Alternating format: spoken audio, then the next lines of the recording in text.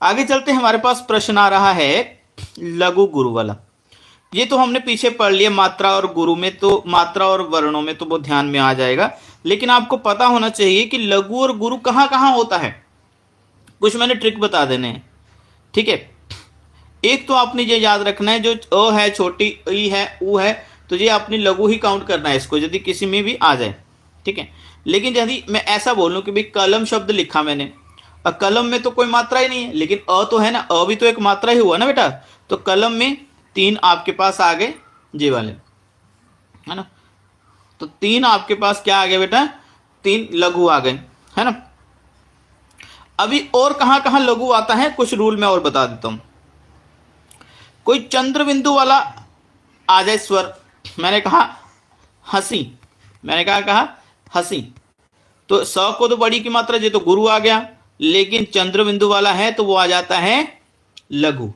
हाँ, मैंने कहा कि भाई पंकज, ऐसे एक शब्द लिख दिया, अभी यहां पर चंद्र बिंदु नहीं है, यहां पर अनुस्वार आ गया, तो याद रखिए अनुस्वार वाले को आपने दीर्घ यानी गुरु, गुरु काउंट करना है। क में कोई मात्रा नहीं, ज को कोई मात्रा नहीं, इसलिए इसको लघु में काउंट करना। तो जो चंद्र बिंदु है वो लघु में रहेगा और अनुस्वार वाला गुरु में रहेगा। तो ये चीजें आपको ध्यान में रखनी पड़ेंगी कि कहाँ लघु आएगा, कहाँ गुरु आएगा। अभी तो मैंने कुछ नियम दिए हैं, बाकी और बताता हूँ कहाँ कहाँ आएगा।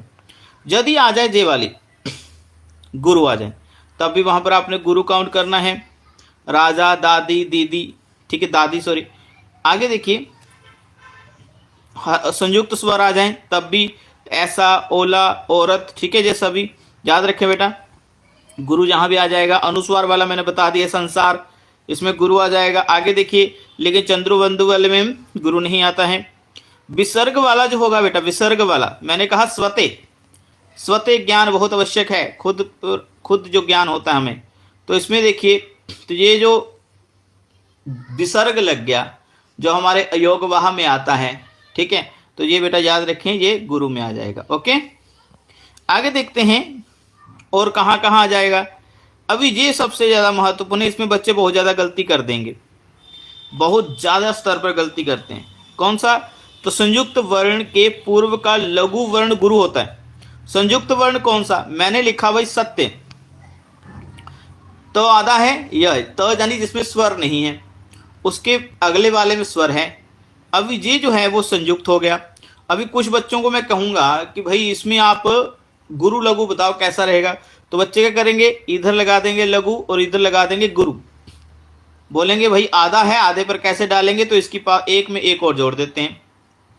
या फिर कुछ क्या करेंगे, तो को भी लघु में काउंट कर देंगे, जो कि पूर्णतः गलत है। निजम अभी देखो यहाँ पर क्या कहा जा रहा है, निजम क्या है, सत्य, जब भी संयुक्त आएगा, संयुक्त व्यंजन आ जाए, अक्षर आ जाए, तो आधा आ जाए या यह आ जाए उसके आगे, तो ऐसी कोई उदाहरण ले लीजिए, तो क्या रहेगा कि उसके जो पीछे वाला रहेगा स, वो गुरु कहलाएगा। ठीक है बेटा, वो गुरु कहलाएगा।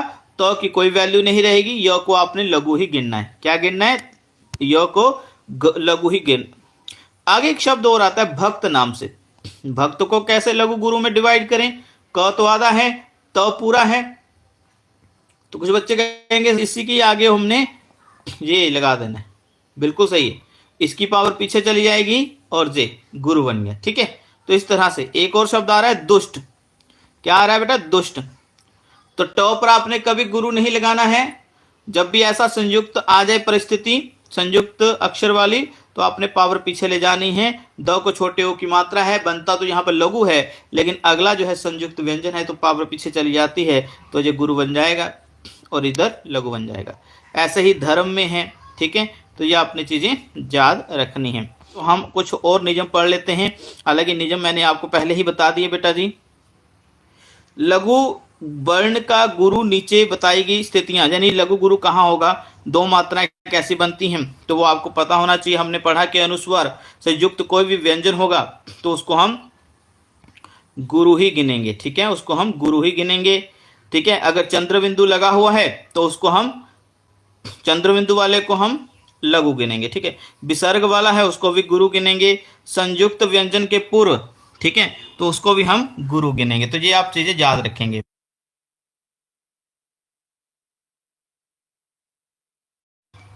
ठीक है बेटा, तो ये आप चीजें याद रखेंगे। संयुक्त वाला ही बता दिया ना कि सत्य में स जो है वो आता है गुरु। आगे देखिए हलंत वाले में एक और चीज याद रखना बेटा, हमारे पास एक शब्द आ जाता है जैसे कि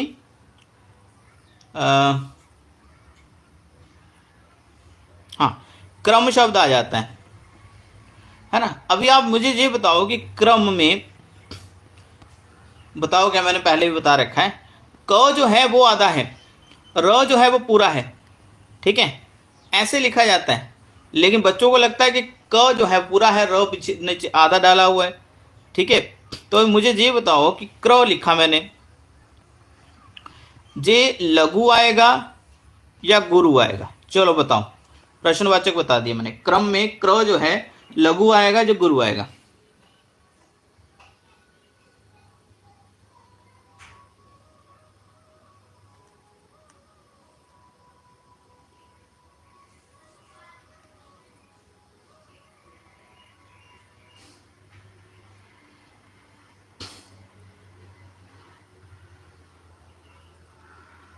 बिल्कुल लघु कह रहे हैं, शाबाश बच्चे। इसको कभी भी गुरु मत कर देना, ठीक है, कभी भी आप गुरु मत कर देना। क्र आ रहा है तो आपने इसको लघु ही करना है, बहुत बढ़िया, शाबाश। क्रम, ठीक है, ऐसा। यदि धर्म आ रहा है तो धर्म में आप देखिए र ऊपर चला गया, लेकिन लिखा ऐसे जाता था, ओके। अभी र हलंत वाला है तो इसकी पावर पीछे चली जाएगी, ध जो है गुरु बन जाएगा, म जो है वो लघु बन जाएगा, र को नहीं गिनेंगे, ठीक है। तो इस तरह से बेटा ये नियम काम करेंगे और आप लोगों ने अच्छे से पढ़ा है, तो चलिए हम आगे पढ़ लेते हैं। हाँ, हलंत वाला जान लीजिए, मान लीजिए राजन लिखा हमने, संस्कृत में राजन ऐसे लिखा जाता, न के नीचे में हलंत आएगा।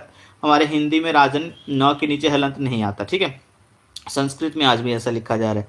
तो आप ये देखिए भाई कि इसमें हलंत आ गया तो क्या करें, क्या करना चाहिए? तो याद रखिए, र को आ की मात्रा है तो गुरु ही आएगा, ज को कोई मात्रा नहीं तो लघु लगाएं, नहीं नहीं, अगला व्यंजन जो है वो क्या है, अगला व्यंजन जो है वो हलंत वाला है, यानी उसमें स्वर नहीं है, तो इसकी पावर पीछे चली जाएगी, इसको गुरु ही गिनना है आपने, ठीक है, समझ में आ गया।